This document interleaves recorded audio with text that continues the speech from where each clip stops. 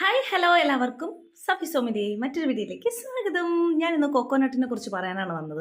ഇദ്ദേഹത്തിനെ ഞാൻ ആദ്യമായി കാണുന്നത് പുത്തരിക്കണ്ടത്താണ്. കണ്ടു, ഇഷ്ടപ്പെട്ടു, വാങ്ങിച്ചു, വീട്ടിൽ കൊണ്ടുവന്ന് ഉപയോഗിച്ച് നോക്കി. എനിക്ക് ഭയങ്കരമായിട്ട് ഇഷ്ടപ്പെട്ടു. അപ്പോൾ ഞാൻ നിങ്ങളുടെ അടുത്ത് ഷെയർ ചെയ്യാമെന്ന് വിചാരിച്ചു. ഇത് വേറൊന്നുമല്ല, തേങ്ങയാണ്. തേങ്ങ ഭയങ്കര അടിപൊളിയായിട്ട് അവർ വേറെ കെമിക്കൽസ് ഒന്നും ചാടിയാതെ തന്നെ അവർ നല്ല നാച്ചുറലായിട്ട് തന്നെ മെഷീൻ്റെ സഹായത്തോടു കൂടി അവർ ഈ ഒരു പ്രൊസീജിയർ ആക്കി എടുക്കുകയാണ്. അപ്പോൾ ഇതിൻ്റെ കറക്റ്റ് പ്രൊസീജിയർ എന്താണെന്ന് എനിക്കറിയില്ല, എന്നാലും ഞാൻ പറയട്ടെ. ഒന്നുമില്ല, വളരെ സിമ്പിളാണ് ഉപയോഗിക്കാനായിട്ട്. നമ്മൾ വറുത്തരച്ച് വെക്കുന്ന കറിക്കാണെങ്കിൽ നമ്മൾ നേരിട്ട് ഇത് തന്നെ നേരെ വറുത്തെടുക്കാം. നമുക്ക് അവിയലോ മീൻകറിയോ വെക്കാനാണെങ്കിൽ നമ്മളിതുപോലെ 3/4 കപ്പ് വെള്ളത്തിനകത്ത് 1 കപ്പ് കൊക്കോനട്ട് ഇട്ട് വെക്കുക. ഒരു 10-15 മിനിറ്റ് കഴിയുമ്പോഴത്തേക്ക് ഇത് നമ്മൾ നോർമൽ തേങ്ങയായിട്ട് വരും. അപ്പോൾ നമുക്ക് തേങ്ങാപ്പാലെടുക്കാം, മീൻകറിക്ക് അരിക്കാം, അവിയലിനരിക്കാം, തോരനരിക്കാം, എന്ത് വേണമെങ്കിലും ചെയ്യാം. അപ്പം ഞാൻ മീൻകറിയാണ് വെച്ചത്. ഇപ്പം ചൂരമീനാണ് വെച്ചത്. ഇപ്പം മീൻകറി തിളയ്ക്കുന്ന കാണുമ്പോൾ നിങ്ങൾക്ക് മനസ്സിലാവും അതിനകത്തുള്ള ആ ഓയിലിൻ്റെ കണ്ടൻറ്റ് അതുപോലെ തന്നെ നമുക്ക് നഷ്ടപ്പെടാതെ ആ തേങ്ങയുടെ അതേ തനത് രുചിയോടുകൂടി കിട്ടും.